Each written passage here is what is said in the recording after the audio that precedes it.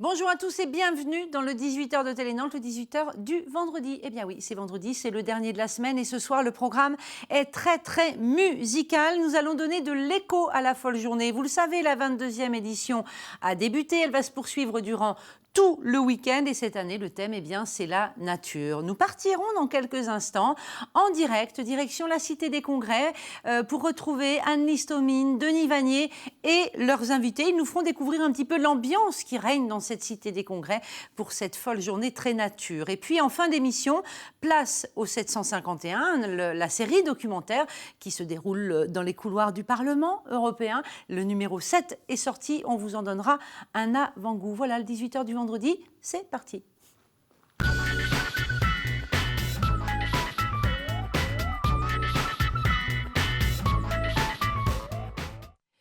La nature, grande inspiratrice des compositeurs. C'est ce que nous prouve la folle journée cette année. Elle a choisi ce thème-là.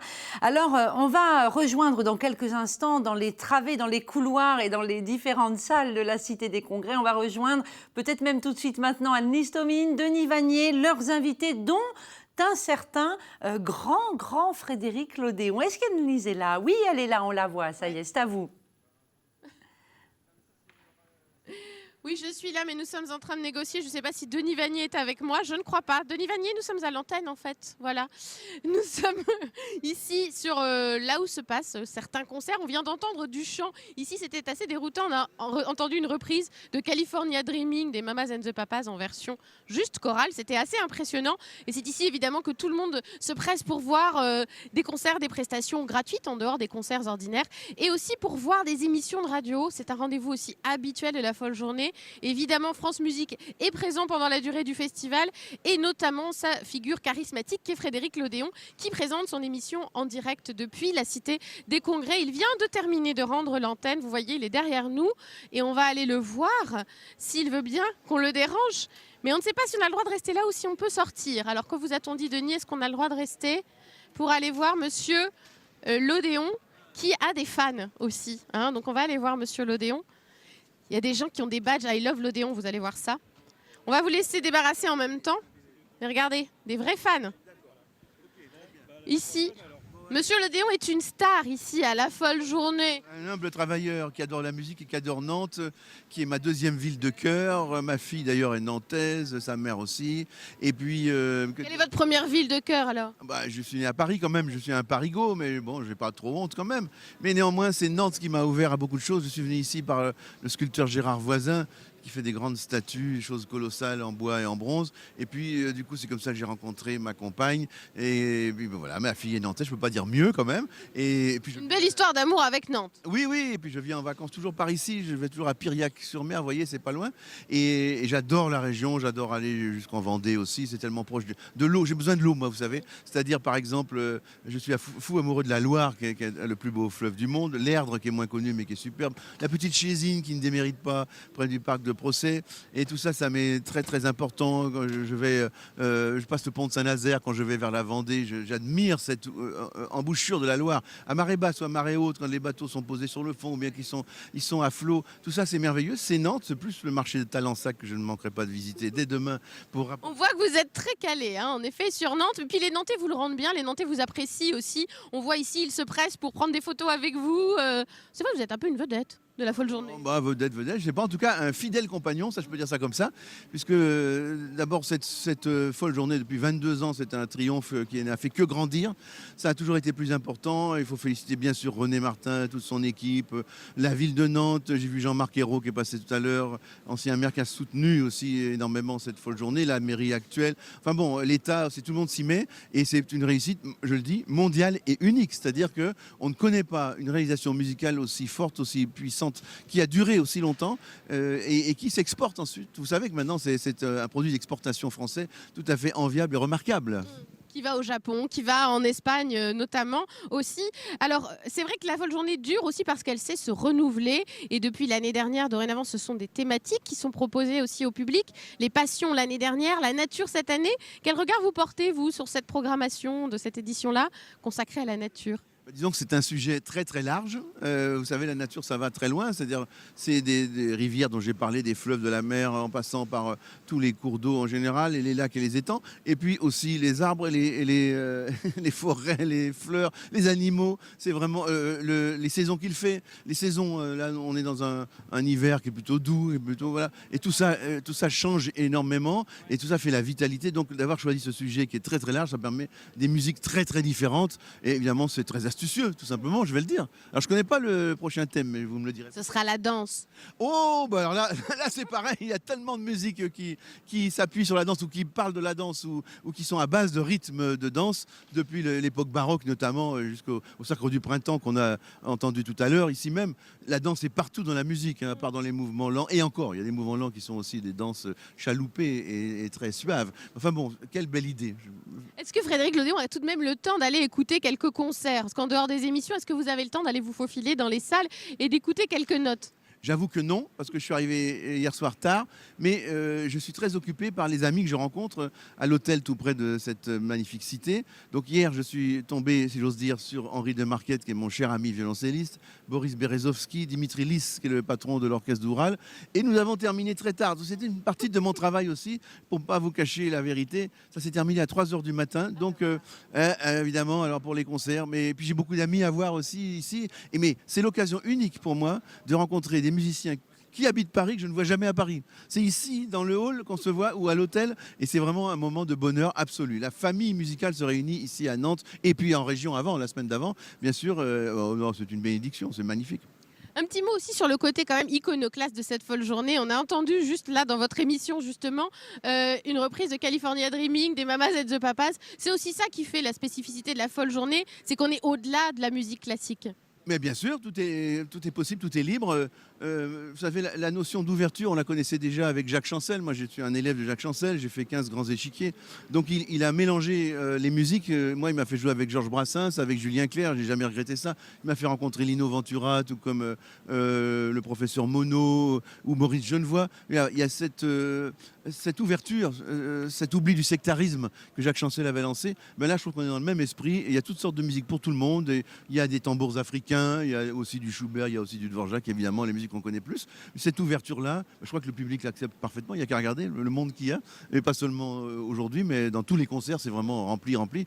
Donc voilà, c'est une réussite absolue. Je félicite. Chaque fois, je dis la même chose, mais vous savez, quand on dit que l'Everest est haut, tous les ans, on va le dire, et c'est toujours vrai. Voilà, c'est tout. C'est toujours bon de le rappeler, après tout. Et juste un petit mot aussi, est-ce que vous aviez sur votre plateau un astrophysicien, Hubert Reeves? Ça aussi, c'est la folle journée, c'est d'ouvrir à d'autres sciences, d'autres savoirs. Ça, c'est quelque chose qui vous touche aussi? C'est-à-dire, c'est lui qui s'est ouvert finalement, parce que c'est lui qui s'est ouvert en s'approchant d'un ensemble musical, Calliope, avec Karine Letiec, qui est la directrice artistique, altiste d'ailleurs. Et bon, il a dit qu'il aimait beaucoup qu'il y ait des disciplines différentes. Il a dit qu'il n'était pas trop sectaire. Il a dit que dans le milieu scientifique, on était quelquefois un peu froid. Il y avait une critique sous-jacente de ce milieu scientifique. Il trouvait que le milieu musical était plus chaleureux. Bon, chez nous, on a quelques petites bisbilles aussi. Mais enfin, c'est vrai qu'ici, on ne les sent pas. Ici, on est là pour se rassembler, pour s'amuser, pour ne pas dormir ensemble.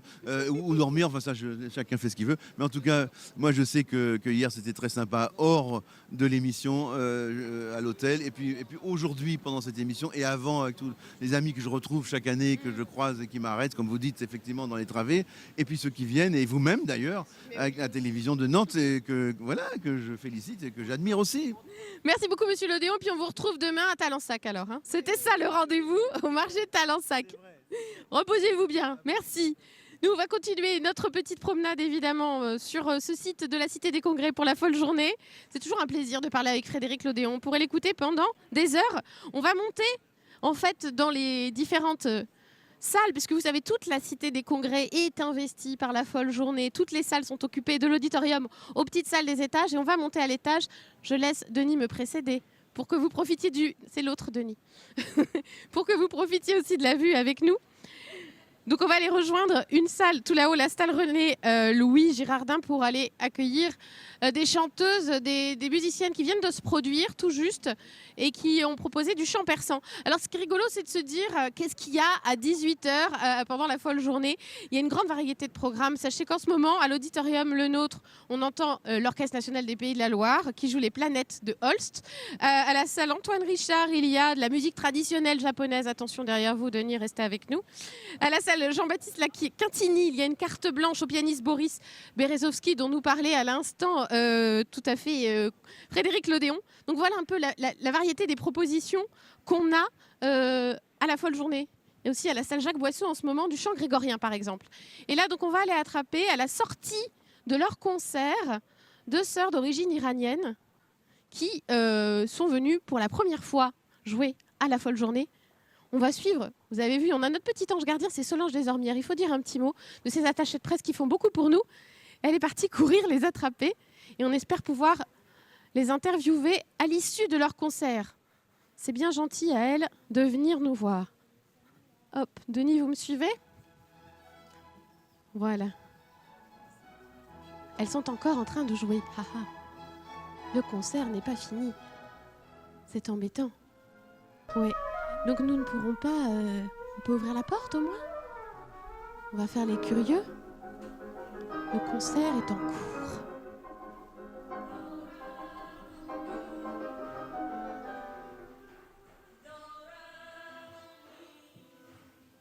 Merci.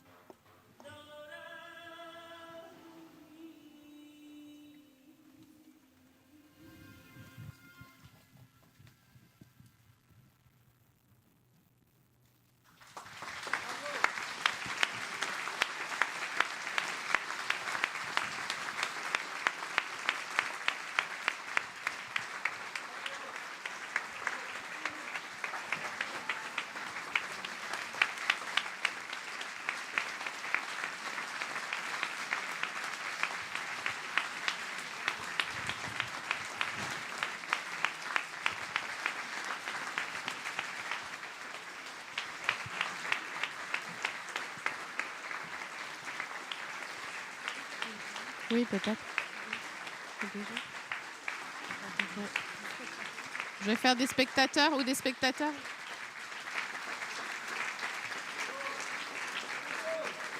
Oui. Alors, le concert touche à sa fin. Voilà, on va retrouver Anne-Lise Thomine et Denis Vanier. On va attendre en fait que les artistes quittent la salle, rejoignent Anne-Lise et Denis pour nous livrer leurs premières impressions. J'en profite pour vous dire que la folle journée, vous le savez, va durer tout le week-end. Ça s'achèvera dimanche soir. Et il reste des places, évidemment. Il en reste un peu plus de 22 000. Alors, ça semble comme ça un chiffre énorme, mais en fait, il y avait énormément de places et de billets mis en vente. 22 000 billets encore achetables, là, tout de suite, maintenant, pour 183 concerts différents. Alors, vous le savez aussi, les concerts, il y a les grands concerts dans le grand auditorium. Il y a des petits concerts dans des toutes petites salles et puis aussi des concerts hors les murs cette année. Il y en a au Lieu Unique, il y en a au Jardin des Plantes. Bref, allez sur le site de la folle journée. Vous allez pouvoir vous faire plaisir et trouver sans doute encore des places pour aller écouter de la belle musique sur ce thème de la nature. Anne-Lise nous le rappelait, c'est une nouveauté de la folle journée depuis l'année dernière. En réalité, c'était les passions l'année dernière. Cette année, c'est la nature. Et l'année prochaine, ce sera la danse. La musique a différents goûts et René Martin nous le rappelle dans sa programmation artistique chaque année. Voilà, là on voit des images du Jardin des Plantes puisque dans la serre, une des serres du Jardin des Plantes, il y a effectivement une expérience intéressante cette année que vous pourrez peut-être découvrir. On retourne sur place si vous voulez bien, nous sommes toujours en direct de la Cité des Congrès. On retrouve Anne-Lise Thomine, Denis Vanier, leurs invités, peut-être un petit peu de spectateurs et puis les artistes qui viennent de quitter la scène. Je crois qu'ils sont prêts, on les voit, ils s'installent. Est-ce qu'ils m'entendent? Alors oui, on vous entend, mais alors on est un petit peu entre deux. Il y a à la fois des spectateurs, il y a aussi les musiciens, mais qui étaient dans l'ombre. Alors on voudrait quand même les montrer dans la lumière, ces musiciens qui viennent juste de se produire. Je ne sais pas si Denis est avec moi. Vous parlez français ou un petit peu? Non, anglais. Alors, ok, English. You're coming from Iran, it's true. Vous venez d'Iran. On va aller plus par là pour avoir de la lumière, so that we can have light, ok? If you don't mind. thank you very much for being with us just out of the concert. It's nice. Merci d'être là juste à la sortie du concert. Vous venez juste de jouer. C'est la première fois pour vous la Folle Journée. Ça représente quoi pour vous ce festival? It's the first time you come here at the Folle Journée. Yes. What is the meaning for you to be here today? It was always, for me to be at stage anywhere in the world. It's a freedom for me, absolute freedom and liberation. Alors ça signifie pour elle d'être sur scène, ça signifie toujours d'être libre. C'est synonyme de liberté. And I'm happy that I can share my joy, my hope, my pain to the audience. Elle est toujours ravie de pouvoir partager ses joies et ses peines aussi avec le public. You are not allowed to play in your own country. You live in the United States. Is that true? No, I live in Tehran. You live in Tehran? I still now I lived in Tehran, yes. But we know it's hard to play in your country as a woman, or? Of course, in official stage not, but we keep singing, and also I keep teaching singing Iranian traditional. Alors, elle vit toujours à Téhéran aujourd'hui. Elle ne peut pas se produire sur les scènes officielles, mais elle arrive toujours quand même à se produire et surtout à enseigner la musique traditionnelle iranienne. How did the public react to your music? Et comment le public nantais a réagi à cette musique iranienne? We are here on a classical festival and you have played traditional musical. C'est un festival de musique classique et pourtant vous avez joué la musique traditionnelle. Comment a réagi ce public? It was wonderful audience. Music can connect to people from free from geography or race or religion or whatever. So it's the language of heart. So it was wonderful audience. C'était un public merveilleux puisque la musique ne connaît pas les frontières, ne connaît pas la géographie et c'est le cœur qui s'est exprimé évidemment. Are you gonna play again during the Folle Journée? Est-ce que vous allez jouer à nouveau? Est-ce que les téléspectateurs pourront venir vous voir? Yes, 3 more concerts. Alors, il va y avoir 3 concerts en plus. It's kind of a marathon when you come here. No, you have to play several times. C'est une sorte de marathon de venir jouer à la Folle Journée. On doit jouer toujours plusieurs fois. Yes, it's like this, but it's nice. And do you have time to see other performances? Est-ce que vous avez le temps de regarder d'autres concerts? I hope. I really love. I saw that there are great musicians here. Les instruments sont déjà partis. Non, bon, tant pis, on voulait vous montrer les instruments. Thank you very much. Merci d'avoir accepté de nous répondre à la sortie de ce concert. Voilà, c'est juste de la sortie de scène. On l'a vécu complètement en direct. Voilà, les équipes techniques aussi sont en train, vous voyez, de débarrasser les instruments puisqu'un concert se termine et un autre commence dans peu de temps. Donc, on voit les déplacements de piano. Un petit coucou d'un ingénieur du son qui travaille parfois à Télé Nantes aussi. C'est ça, la grande équipe de l'audiovisuel nantais. Je vais demander à Denis de me suivre, s'il veut bien. On va quitter cet étage. On a un petit peu de route à faire. Ah, on va peut-être aller demander. Ah. Vous avez assisté au concert? Oui. Alors, qu'en avez-vous pensé? Très bien, très bien. Oui, des voix formidables. La musique traditionnelle iranienne, c'est un peu déroutant ici à la Folle Journée ou non? Non, parce que j'ai écouté avant aussi la musique de l'Orchestre de Jérusalem qui était superbe aussi. Donc c'est un côté exotique qui est vraiment très intéressant. Donc vous avez un badge sécurité, c'est ça? Oui, je m'occupe un peu de la salle, de faire entrer l'artiste, de lui ouvrir la porte, tout ce qu'il a besoin. Voilà, c'est ça. C'est toutes ces personnes, ces petits actes aussi qui font la Folle Journée. Merci beaucoup. On a déjà peu de temps, alors on va aller se dépêcher avec Denis. Vous voyez, il y en a qui font la queue pour le prochain concert. D'aller voir le luthier, normalement, si on a le temps, parce qu'on a quand même un peu de route à faire. Mais vous voyez, il y a déjà la queue pour le prochain concert ici, dans cette salle de 200 places, la petite salle René-Louis Girardin. Les salles sont à nouveau baptisées, vous le savez, c'est toujours le cas pour la Folle Journée. C'est les salles qui sont rebaptisées du nom de la thématique, en fonction de la thématique. Donc là, ce sont des jardiniers. Il y a André Le Nôtre, évidemment, qu'on retrouve. Donc on va se dépêcher. Peut-être que... Hop, Denis, si vous pouvez me suivre. On a un petit peu de route à faire, alors j'espère que ça va aller. Qu'en dites-vous ? Alors, on descend quand même. Vous voyez toujours du monde ici dans cette halle de la Cité des Congrès. Il y a toujours du monde. Ça n'arrête jamais. Ça va être un petit peu long pour aller voir le luthier. Excusez-nous, monsieur, vous êtes un habitué de la folle journée? Oui, j'essaie de venir tous les ans. Et alors, qu'est-ce qui vous plaît? Qu'est-ce qui vous fait revenir chaque année? La diversité de l'offre. Là, je viens d'aller voir des chants perses. C'était très très bien, très prenant. Et puis là, je vais voir autre chose. Je m'en vais là plutôt. Là. Vous allez vous rafraîchir un petit peu. Et ce thème de la nature, il vous plaît? Bah oui, c'était un thème assez inattendu quand même pour la folle journée, je pense. Mais oui, pourquoi pas. Ouais. On s'y retrouve toujours, dans la programmation en tout cas. Allez, Denis, suivez-moi, on prend la route encore. On doit encore descendre. Je ne sais pas si on va prendre l'ascenseur. Non, ça va couper dans l'ascenseur.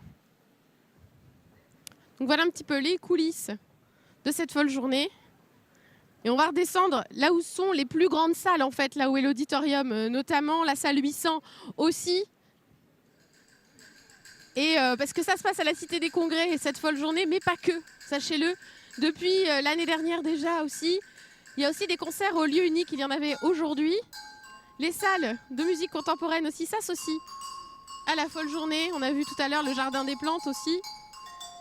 Et également là, le lieu unique, mais toujours la Cité des Congrès, le centre névralgique de la folle journée. Hop, hop, hop, on y va, on y va.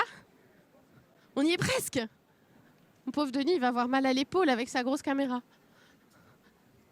On va voir le monsieur luthier. C'est un luthier nantais qui s'appelle Vincent Scrive, pardon, il ne faut pas que j'écorche son nom.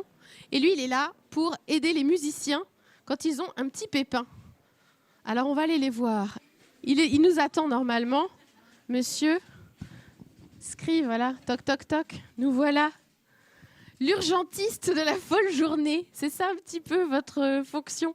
Oui, bonjour. Oui, tout à fait. Je suis là donc pour parer aux petites urgences, parce que les grosses urgences, j'ai pas tout mon atelier avec moi, une partie seulement, et donc ça me permet de rassurer aussi les musiciens. Alors, vos principales urgences, c'est pas du gros ouvrage, hein, évidemment. Là, on est plus sur les archers.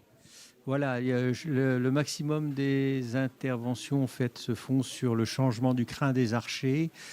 C'est vrai qu'il y a des musiciens qui passent leur temps à courir le monde ou l'Europe, et du coup, ils sont bien contents de savoir que je suis là et profitent de rester 2-3 jours au même endroit pour me confier leurs archers. Après, les petites interventions sur les instruments, c'est surtout en période de grand froid. Là, on a un temps qui est clément, donc une année plutôt calme. C'est des décollages de bord, ce sont des réglages de sonorité, donc notamment ce qu'on appelle le réglage d'âme sur un instrument du quatuor. C'est une petite pièce qui est coincée entre la table et le fond de l'instrument et qui est plus ou moins forcée dans l'instrument pour régler la facilité d'émission de l'instrument. Donc en fonction des variations d'hygrométrie, on peut être amené à travailler sur ce réglage de forçage. Donc voilà, il y a des années clémentes et d'autres beaucoup moins. Bon, là, on a une température plutôt douce, un tout petit peu humide peut-être, mais c'est assez clément, tout à fait. Alors, est-ce que du coup, d'année en année, vous retrouvez des musiciens qui vous font confiance, on imagine, et qui sont même contents de vous retrouver pour vous confier leurs archers? Oui, j'ai des clients réguliers du Symphonia Varsovia, de l'Orchestre d'Auvergne. Voilà. Et puis après, évidemment, je vois aussi tous mes clients régionaux. Donc ça permet aussi de se voir, de faire le point. Et voilà, donc c'est très agréable. Oui. Voilà, donc les coulisses de la folle journée, c'est aussi ça. Il y a aussi un luthier caché derrière l'espace presse, voilà, et qui répare les archers. Merci beaucoup de nous avoir accordé un petit peu de votre temps. Accordé, c'est le cas de le dire, avec un luthier, ça tombe bien, non? Merci beaucoup, monsieur Scrive, et puis bon courage pour le reste de cette folle journée. Je vous rends l'antenne, Cécile. Merci beaucoup Anne-Lise Thomine avec Denis Vanier de nous avoir fait découvrir là où ça se passe, là où se passe cette 22e folle journée sur le thème de la nature. Allez-y, je vous l'ai dit, il reste plus de 22 000 billets à acheter. Allez sur le site de la folle journée, il y a 183 concerts disponibles encore. Voilà, l'adresse du site s'affiche là, n'hésitez pas. Passez un très bon week-end sur Télénantes ou ailleurs, vous avez le droit aussi. Très bonne soirée et à lundi, n'oubliez pas télénantes.com non plus.